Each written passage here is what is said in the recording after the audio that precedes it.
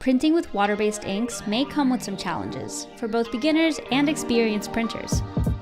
They tend to dry really fast, which is why backflooding the screen in between prints is really important. You might also notice your ink drying up during long print runs, or find yourself having to spray the screen with water just to keep things workable. Our new water-based retarder helps solve that issue by giving water-based ink a slower drying time, giving you more time to print without the ink drying up on the screen.